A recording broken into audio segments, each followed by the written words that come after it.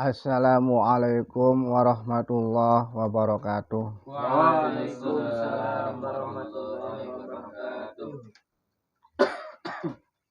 Alhamdulillah wassalatu wassalamu ala Rasulillah wa ala alihi wa sahbihi wa mawala wala haula wala quwata illa billah amma ba'du. Para kiai, para ustadz, hadirin sekalian yang dimuliakan Allah Subhanahu wa taala. Pada kesempatan kali ini saya nggak panjang cerita, mau membacakan kitab sebentar ya. Nanti pertanyaan belakangan itu. Bismillahirrahmanirrahim. Paslon ini namanya kitab Risalatul Mu'awanah. Wa alaika tuh kalau bahasa Indonesianya naon itu apa bahasa Indonesianya? Wa alaika tuh. Ada yang bilang wajib atas kamu, terjemahkan kayak gitu, alaika tuh. Padahal yang namanya wa alaika tuh hendaklah lah kalau bahasa Indonesia tuh. Wa alaika lana depan sirah atau hendaklah bisa. Bitaubati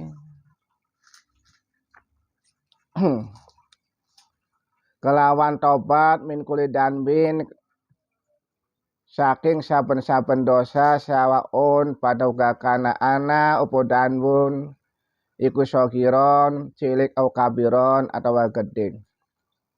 Dohir au batinan atau batin. Fa inna taubata maka setuhune taubat iku awalu kodamin kawitane dampal suku atau delamakan bahasa Jawanya. Ya do'uha kang nyelihaken ing dampal suku sapa al abdu kaula fitorikillahi ing dalam jalan Gusti Allah. Jadi kalau pakainya bahasa Jawa mesti nanti nggak ada yang dengerin di umum mah. Maka harus pakai bahasa Indonesia, pakai Sunda juga jarang yang ngerti nanti. Karena jarang itu sih bahasa Sunda nanti transitnya tuh belum ada kayaknya kalau nggak salah mah. Nah ini keterangan tentang tobat. Dari setiap dosa baik kecil maupun besar, dosa lahir ataupun batin. Sebab di dalam kita menuju Allah Subhanahu wa taala permulaannya harus bertobat dulu. Nabi waktu Isra Mi'raj itu dibersihkan dulu, padahal Nabi sudah bersih. Gitu. Nah, namanya danbun itu dosa. Nah, kalau saya mengucapkan danbun itu ingat itu di hadis Nabi di Sahih Muslim tuh atau Sahih Bukhari juga ada. Namanya admu danab. Kalau admu itu bahasa sininya agungnya, bisa tulangnya, Pak Ustadz. Dana pun artinya dosa. Bisa diartikan ekor juga.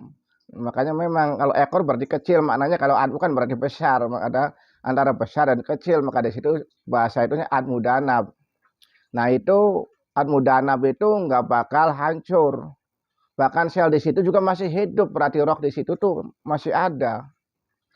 Berarti energi di situ juga nggak habis. Yang namanya roh itu adalah termasuk energi juga. Yang namanya energi itu nggak bakal bisa hilang gitu. Namanya setrum listrik aja juga sebenarnya nggak bisa mati setrum tuh. Yang mati itu sebenarnya salurannya itu sebenarnya mah. Jadi admu danab tuh begitu. Tempatnya dosa apa di situ nanti tulang ekor. Semuanya itu. Jadi kita dalam hal ibadah apa baik, dasar itu tetap bertobat dulu. Sebagai asas jami'il makomati, sekabiane makom itu ya harus bertobat. Wallahu Gusti Allah utawi Allah iku yuhibbu demen sapa Allah tuh mencintai tawabin orang-orang yang bertobat. Nah, di dalam Al-Qur'an diterangkan innallaha sesungguhnya Gusti Allah yuhibbu tawabin, Allah tuh mencintai orang-orang yang bertobat. Gitu. Wa yuhibbul mutatahhirin dan orang-orang yang membersihkan diri, mensucikan diri. Dari syaratnya ya bertobat itu dan membersihkan diri termasuk lahirnya, batinnya, insya Allah. Karena Allah itu maha suci. Kalau kita nggak mensucikan diri, tidak membersihkan diri, yaitu nanti jauh dengan Gusti Allah. Dalam Al-Qur'an diterangkan wa nahnu aqrabu ilaihi min hablil warid. Itu isyarah bahwa Allah itu lebih dekat sebenarnya daripada urat yang ada di leher, kan gitu. Makanya syaratnya supaya kita merasakan kedekatan dengan Allah yaitu harus bertobat supaya bersih. Nah, sampai di sini dulu bacaannya. Barangkali ada yang bertanya, mangga Pak Ustadz, siapa sok? Pak Ustadz OB besok siapa? Belum pernah nanya sih. Sok barangkali nanya. Terima kasih, Bah. Assalamualaikum warahmatullahi wabarakatuh. Waalaikumsalam warahmatullahi wabarakatuh. Menarik sekali tema yang Abah berikan untuk malam hari ini. Tadi disebutkan bahwasanya Allah itu sangat dekat dengan kita, bahkan dengan aurat yang ada di leher kita. Tapi ada satu permasalahan yang sampai hari ini menggelitik bagi saya, Bah.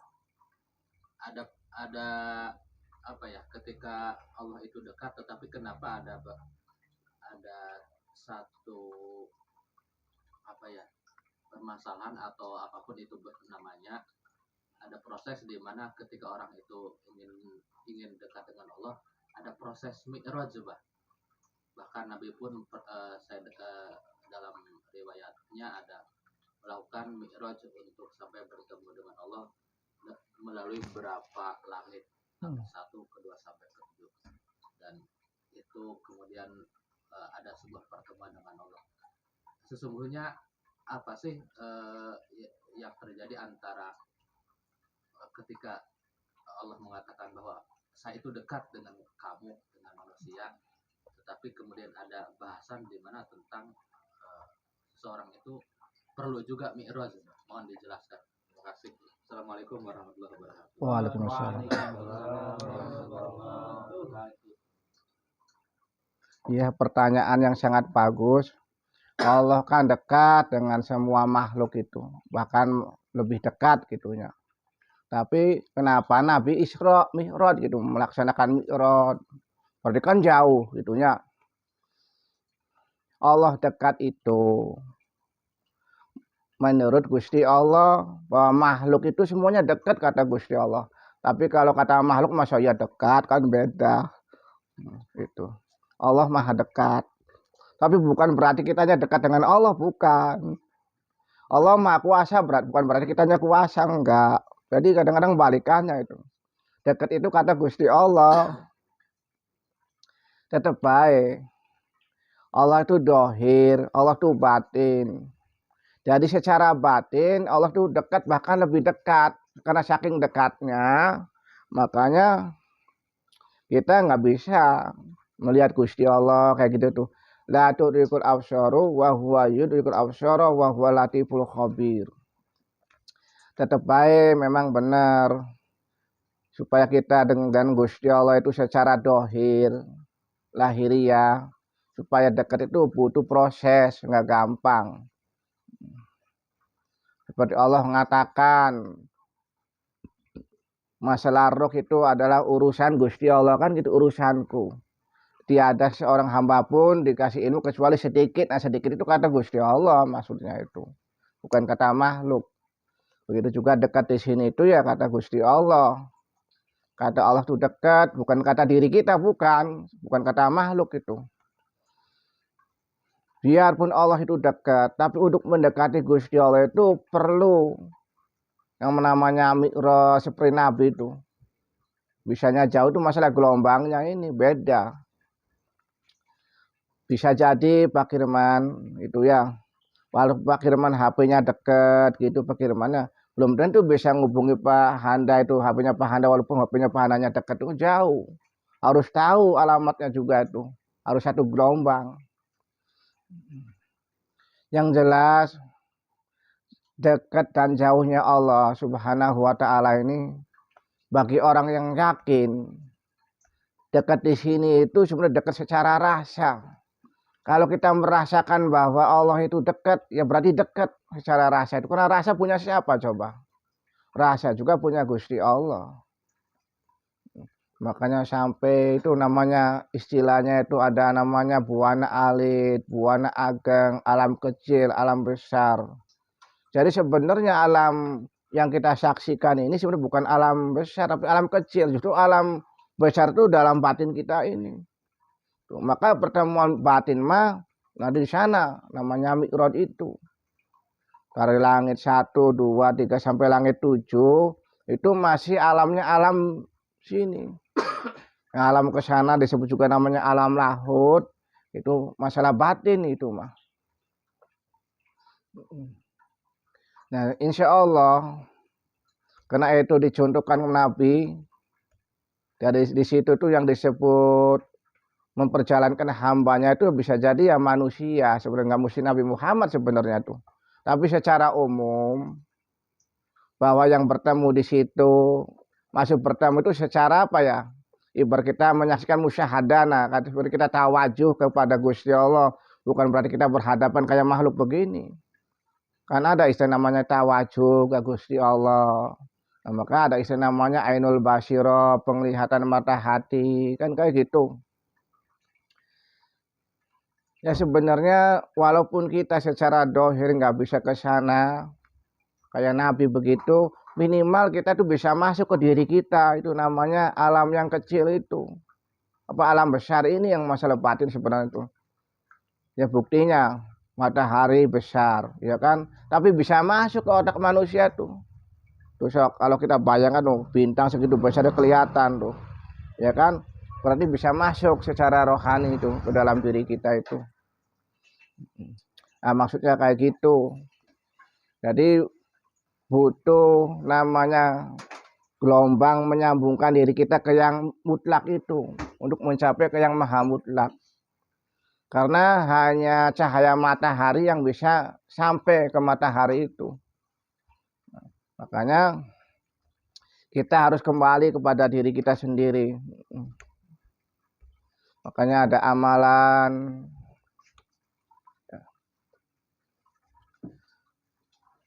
Kan ada istilah namanya amalan untuk menembus roh idopi, apa namanya membangkitkan roh idopi. Bisa menembus nanti alam mulki, alam malakut, alam jabarut, alam lahut, itunya. Memang kalau orang yang belum pengalaman, belum ngalamin mah kayaknya susah percayanya. Gitu. Jadi amalan yang saya sampaikan itu seperti mengobati penyakit lahir batin dengan huruf hijaiyah. Cuma begitu-gitu bacaannya ada huruf yang 7 itu. Nanti ditanya dalilnya apa, hadisnya gimana. Masalah begitu ya nggak bakal ketemu gitu mah. Karena nggak semua tuh harus ada dalil sebenarnya itu. Nanti ada larangan, paling pantasnya itu ada larangan nggak baca gitu nggak boleh tuh kan gitu, pantas gitu mah. Karena semua ada dalilnya, apa namanya pakai dalilnya. Masalah berak mana dalilnya, makan kenyang itu dalilnya apa. Ya susah nanti. Bahwa minum itu bisa menghilangkan haus, dalilnya gimana, hadisnya gimana, nggak bakal ada tunggu-tunggunya kayak gitu mah. Jadi sesuatu yang kita ragukan itu perlu dalil. Tapi kalau sesuatu yang sudah nyata kelihatan yang nggak usah pakai dalil gitu mah. Orang kalau tidak makan nantinya lapar, dalilnya apa? Ya nggak ada tungtungnya gitu mah. Nah kembali lagi itu nerangkan masa dosa admu danab tadi itu. Admu kan berarti bahasa sini bisa besar gitu ya. Walawannya besar berarti kecil, nama ekor kan berarti kan kecil, tulang ekor itu bahasa itu admu danab. Ini gambaran berarti admu danab di sini. Kalau aliran itu berarti positif dan negatif, baik dan buruk. Kalau warna berarti ibarat warna merah dan putih di situ. Dari segala sesuatu itu pasangan itu ada dua itu, merah apa namanya hitam dan putih. Kalau putihnya saja nggak ada hitam nggak bakal terjadi. Makanya yang namanya tanah nih unsur tanah itu warnanya hitam. Warna hitam akhirnya kemasukan namanya roh suci, lambangnya itu suci. Kumpul di situ maka dinamakan admu danab. Admu itu berarti kan tulang, tulang kan putih ya lambangnya itu tulang tuh. Nah danab itu gambar dosa atau kotoran bahasanya unsur tanah ini. Nah ketemu di situ akhirnya berkembang diproses jadi bentuk wujud manusia. Makanya barang siapa yang bisa mengelola admudanab, tulang ekor, insya Allah punya kelebihan nanti. Makanya kalau menerangkan masalah kundalini, orang sudah diponis bukan ajaran Islam, nggak ada di kitabnya. Memang nggak ada kundalini mah di kitab-kitab bahasa Arab mah itu karena bahasa Sanskerta. Tapi kalau bahasa Arabnya namanya roh idopi kan gitu, beda istilah. So kiai mana juga ngomong mesti bahwa kundalini itu nggak ada di ajaran Islamnya, nggak ada di kitabnya pasti begitu. Ya karena saya mah bukan kiai, ya Pak Firman. Benar saya mah aslinya bukan orang pintar. Tapi kalau Pak Firman yang nyampaikan, saya mah bukan kiai, bukan ustadz, tapi gurunya kiai, gurunya ustadz gitu. Ujung-ujungnya pasti begitu. Saya mah bukan kiai, bukan ustadz, tapi gurunya kiai, gurunya ustadz lah gitu. Tapi saya mah asli gitu, bukan kiai, bukan ustadz. Makanya barangkali ada kesalahan yang saya sampaikan itu ya tolong luruskan, karena kiai semua tuh. Ada Kang Ayib, ada Ustadz Obed, tuh pada S2 semua banyak yang hadir di sini. Tolong luruskan itu. Barangkali ada sesuatu yang tidak sesuai gitu. Nah gitu, jadi Nabi Mi'raj gitu.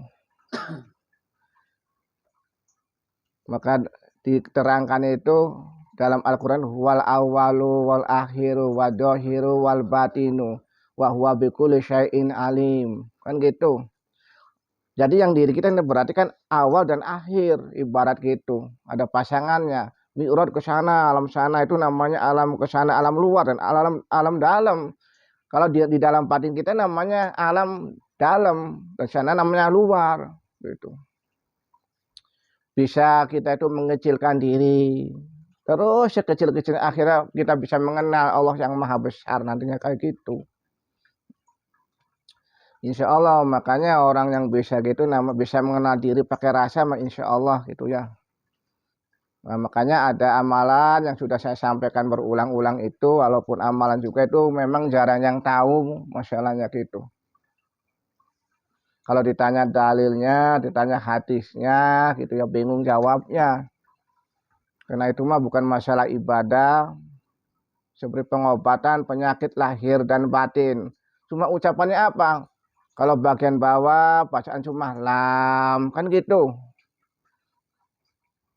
Itu mah masalahnya dipraktekkan, tapi yang sudah-sudah itu ya bacaan lam itu insya Allah benar. Jadi ini masalah kenyataan walaupun tidak logis, kemudian diamalkan masalah gini. Kemudian benar, ya baru percaya. Tuh Mang Didi kemarin ngomong ke saya, Pak, saya tadinya dadanya sesak. Cuma bacaannya hurufnya ya sama mim, bacaannya ya sembuh. Tuh. Berarti kan benar, banyak yang cerita kayak gitu tuh. Ada yang dadanya sesak dipegang tonggongnya bacaan ya langsung sembuh, alhamdulillah. Cuma cara bacanya itu yang benar, makanya perlunya guru tuh. Ada bacaannya sakitnya tuh bagian kemaluan, puntennya. Bacaannya apa? Bacaannya kata saya tuh. Cuma prakteknya itu bacaannya nggak begitu. Berapa kali bacanya? 100 kali. Oh, banyak banget ya 100. Gimana bacanya? Bacanya pam pam pam pam. Ya bener, nggak sembuh gitu. Beda lagi. Baca pam pam pam pam Mbak. Makanya harus tahu prakteknya gimana bacaannya. Terus bacaan gitu tuh harus diilmuni. Nah ilmu itu namanya dalil tuh hadis, berdasar Quran hadis dimaknai supaya lebih mantap gitu. Kalau saya ngasih amalan masalah haula wala quwata illa billahil aliyil azim, dalilnya mana? Ngasih amal ayat kursi dalilnya mana? Yang dikasihkan itu sebenarnya dalil, nggak usah ditanya, cuma nggak paham orang itu. Masa saya ngasih surat Al-Ikhlas tanyain dalilnya apa? Yang nama surat Al-Ikhlas itu ya dalil kalau ngomong tuh. Ada saya nggak tahu lah siapa orang bodoh nggak ngerti. Maksud saya yang bodoh saya itu nggak mampu menerangkan ke orang itu. Makanya kalau sudah bodohnya kelewat, bagaimana? Saya nggak bisa nerangkan gitu.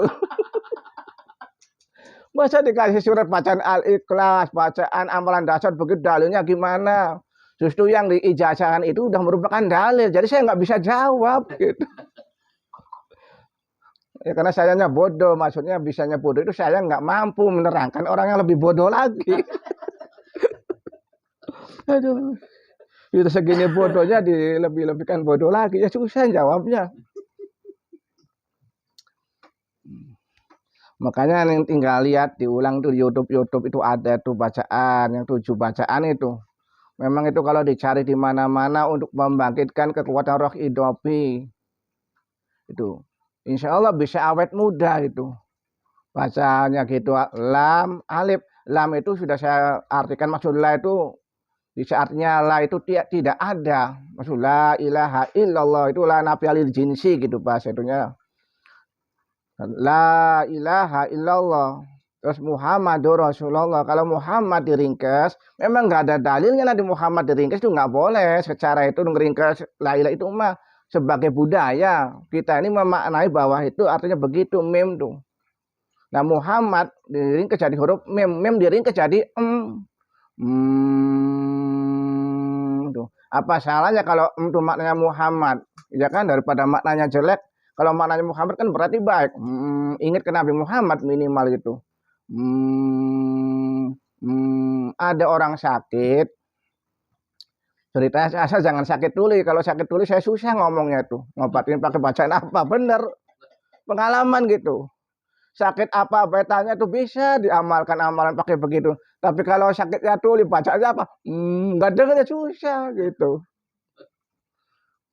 Bacaannya lamnya nggak kedengaran, masalah dan susah jadi.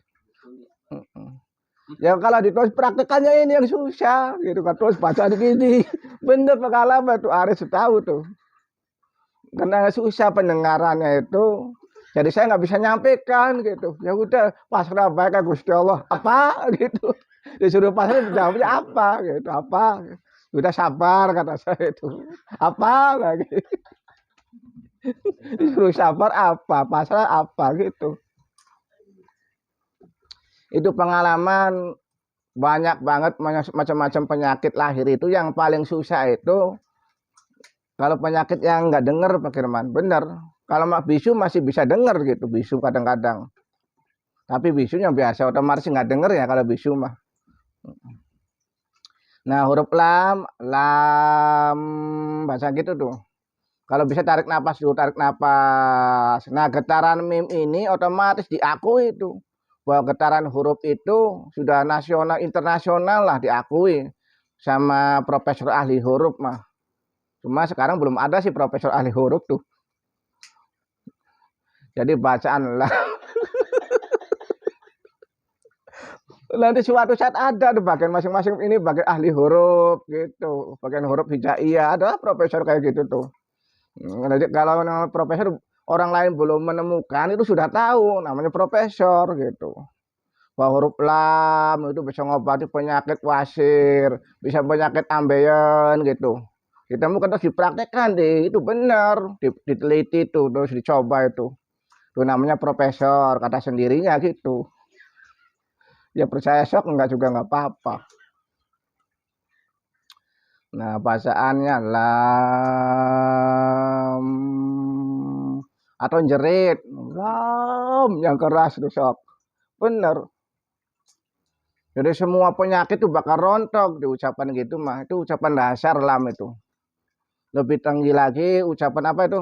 Fa dan mim, fam. Sudah saya sebutkan bahwa fa itu artinya apa itu? Jawabannya Pak Ustadz. Nah mim itu sebagai wadah. Kita doa ini wadahnya apa mim? Maka seluruh makhluk itu untuk menerima rahmat Gusti Allah yang segitu banyaknya itu nggak bakal mampu kecuali Nur Muhammad itu, maka diringkasnya jadi mim gitu. Ya punten ya baca la ilaha illallah Muhammadur Rasulullah ibarat kayak gitu ya. Sakitnya sakit wasir, nggak diringkas gitu, nggak cara begitu. Terkadang lama, apalagi nggak yakin, gitu ya baca ayat kursi tetap baik gitu. Masih itu bukannya ayat kursinya nggak ampuh, kitanya belum mempan gitu. Sebenarnya tuh nggak percaya. Atau kitanya masih kotor, Al-Qur'annya masih suci bener kan gitu. Makanya bagi kita yang kotor ini makanya diringkes bacaannya ini. Kalau bacaan lam dibaca di WC juga kayaknya nggak begitu dosa. Kalau la ilaha illallah Muhammadur Rasulullah di tempat kotor kan nggak bagus. Kita dalam keadaan nggak wudhu ya kurang bagus kan gitu. La haula wala quwata illa billahil ali adim. Kan diringkasnya jadi lam. La haula kan depannya la. Akhirnya mim. Itu. Jadi lam. Allah mah maha tahu. Ini mah hubungan diri kita nanti dengan Gusti Allah. Jangan disampaikan yang lain. Nggak boleh itu mah.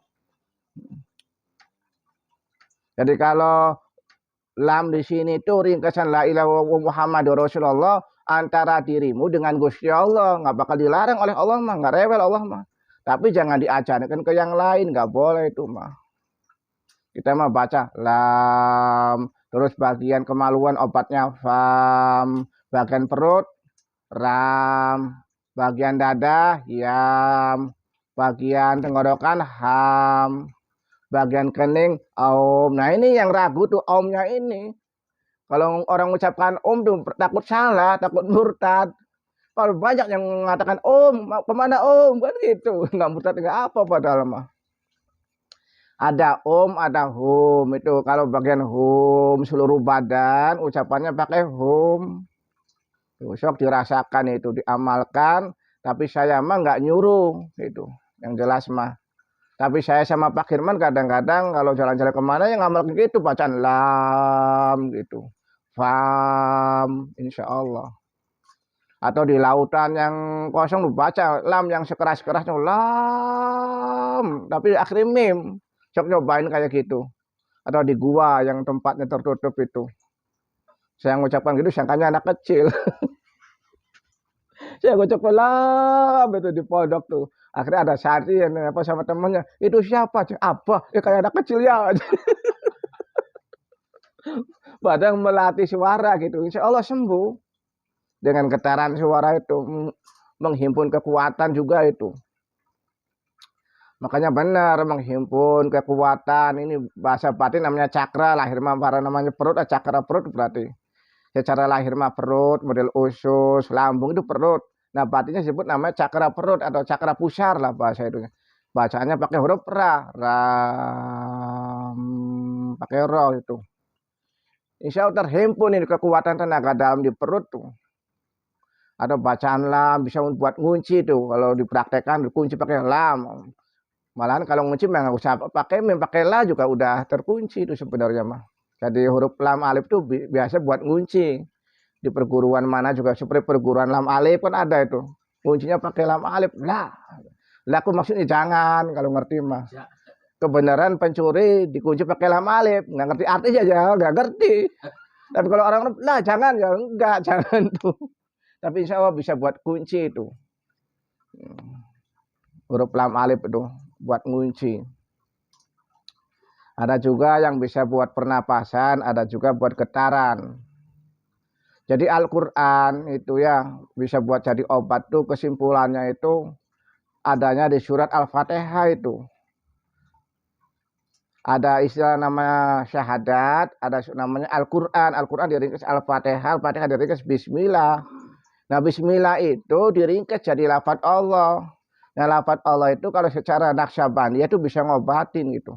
Kalau kitanya benar-benar ngamalkannya tuh. Jadi kalau ada orang sakit, baca aja tawasul Naqsyabandi itu. Tawasul Naqsyabandi dulu, terus baca juga astagfirullahaladzim min kulli damin wa tubu ilaih, terus sholawat tuh. Sholawat Ibrahimiyah, terus baru ilaih anda maksur itu kamat ini mahabbat kamat rifat tawajuh, sambil minta ke Gusti Allah, ya Allah supaya sembuh penyakitnya. Kemudian ditiupkan airnya tuh, pakai air tuh. Karena tahun berapa ya? Pengalaman saya pada waktu kalau nggak salah tahun 2002, saya masih di wilayah itu. Ada orang sakit lama nggak sembuh-sembuh, udah berobat katanya tuh ke dokter, malahan ke orang pintar ke yang mana gitu. Cuma belum sembuh. Akhirnya mimpi dianya ketemu saya, wah ada KJ Hadi main ke sini kan gitu. Apa ini obatnya? Akhirnya suaminya datang, nyuruh ke suaminya tuh minta tolong. Suaminya datang ke sini kalau wilayah itu pagi-pagi. Terus saya bacaan itu amalan Naqsyabandiyah itu. Bacakan, tawajuh minta ke Gusti Allah terus ditiupkan. Ya bagi yang istiqomah mah sebenarnya nggak usah tawasul kayak gitu, langsung baik dipegang, pikir kopi insya Allah. Tapi supaya itunya pasien lebih yakin, Pak Firman ya harus panjang, jangan tuh gitu, kayak kurang yakin, sangkanya nggak ditongangin gitu. Mm-mm. Jauh-jauh dah pulang lagi gitu.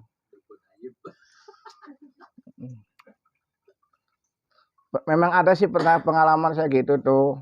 Ada orang kesurupan minta tolong ke saya ngamuk-ngamuk gitu. Akhirnya saya udah pulang lagi aja nanti sembuh gitu. Begitu pulang sembuh gitu.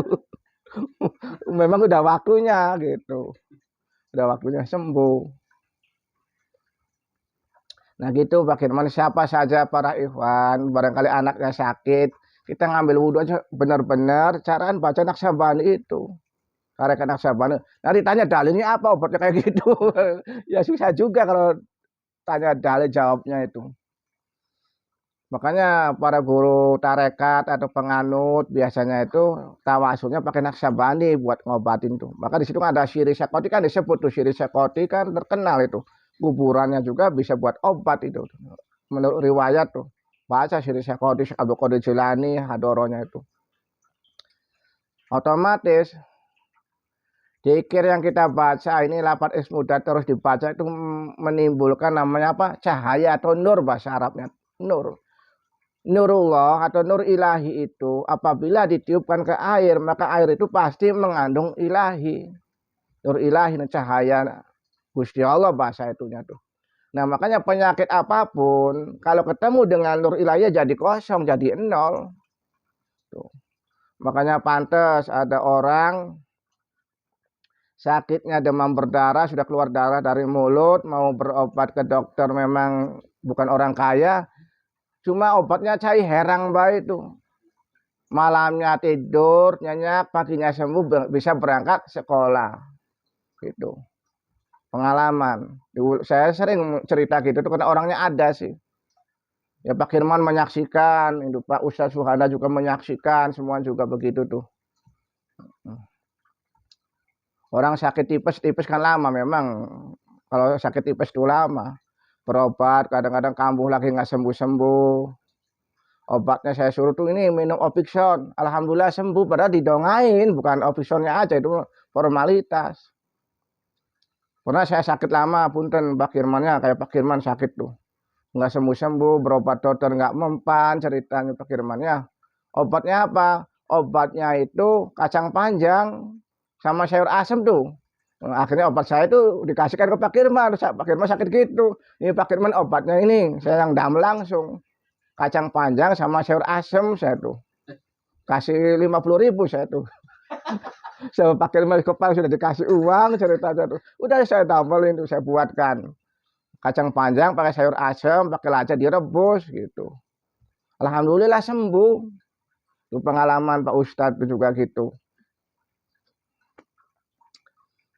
Para ikhwan, makanya masalah obat begitu mah. Jadi kalau kita mau berobat tuh nanya ke orang sudah ngalamin gitu. Karena sakit lambung itu, punten ya, Pak Ustadz juga mungkin. Kadang-kadang lama nggak sembuh-sembuh sampai tahunan itu berobat itu. Obatnya nggak susah. Bisa saya ngomong begini pengalaman orang tua dulunya tirakat, nggak makan, nggak minum sampai seminggu. Sudah sampai seminggu, akhirnya mau buka tuh ada yang ngirim pisang. Waktu di masjid Gunung Jati. Cuma nggak ada yang tahu. Orang lain tuh bahwa ada orang yang masuk di masjid tuh, dikirim pisang itu. Akhirnya selesai pulang, begitu pulang itu langsung berobat apa? Ya makan telur itu langsung sembuh. Tuh, makanya kata orang tua mah kalau sakit lambung obatnya putih telur tapi jangan direbus gitu. Tapi ada dokter nyarankan begitu pakai telur. Saya nanya, Pak, nanti telurnya direbus enggak? Ya direbus kayak ular baik. Coba saya tertawa jadi kata dokternya harus direbus. Waktu saya ke situ tuh, nanti direbus enggak Pak itu telurnya?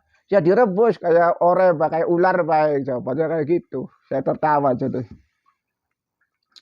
Jadi gitu obatnya tuh anak saya waktu sakit, bagaimana sakit perut itu. Diobatin apa nggak ada perubahan. Akhirnya obatnya itu singkong aja Pak, bagaimana singkong diparut. Tapi yang baru singkongnya yang ada getahnya tuh. Singkong diparut, terus putih telur yang ayam kampung lah supaya enak gitu. Tambahan gula kawung supaya manis tuh. atau tambahan madu nggak apa-apa diminum. Nah terus ditelan gitu bahasa itu, nanti minumnya air dugan supaya nggak muntah tuh. Insya Allah nggak sampai 3 kali juga sembuh. Tuh, pengalaman kayak gitu. Nah, cuma ada santri juga sakit kayak gitu. Tadinya kayak gejala tipes, sering sakit perut, obatnya kunyit terus-terusan. Ke dokter nggak sembuh-sembuh, udah berapa bulan tuh kambuh lagi. Dikasih saran begitu mungkin nggak nurut, susah kadang-kadang gitu. Memang kalau putih telur kalau diminum kan nggak enak ya. Nah gitu. Jadi kalau kita masalah sakit tuh nanya ke orang sudah pengalaman gitu. Nah, modal saya sering ditanya sama Pak Kirman, saya nggak punya pengalaman begitu. Cuma karena keyakinan Pak Kirman, akhirnya itu Pak Ustadz Kirman yakin. Akhir saya ngomong tuh yakin, akhirnya nyambung sembuh. Tuh bukan karena sayanya yang bisa, keyakinan sendiri padahal mah. Ada ceritanya tuh, ada lagi operasi polisi bacanya dalam hatinya tuh baca Allah, Allah kan gitu. Cuma belum itu akhirnya bacaan bukan Allah, Abah, yakin gitu. Nyebutnya tuh Abah. Cerita ke saya tuh. Tanya Aris juga tahu mungkin ceritanya itu. Cerita santri gitu. Jadi mungkin polisi bingung kok nyebutnya Abah, dia mau di stop gimana kan gitu ceritanya tuh. Selamat jadi nggak ditilang itu walaupun nggak punya SIM. Nah ceritanya kayak gitu. Karena yakin harusnya baca Allah. Allah masih gempa tadi Abah. Alhamdulillah nggak ditilang ceritanya gitu. Ya berhubung sudah malam, para ikhwan segitu dulu. Mudah-mudahan ada manfaatnya. Jadi tadi cerita Mi'raj tuh kayak gitu jawabannya ya. Jadi kita ini harus menyetir gelombang kita ini terus ada istilah namanya punya guru kita terus sampai ke Nabi Muhammad kalau bisa mah gitunya. Kalau kita nggak punya guru atau saluran sampai ke Nabi Muhammad ya susah nggak sampai ke situ. Walaupun Allah itu dekat gitu. Ya segitu baik. Mudah-mudahan bermanfaat. Saya akhiri. Wabillahi taufiq wal hidayah. Wassalamualaikum warahmatullahi wabarakatuh. Waalaikumsalam.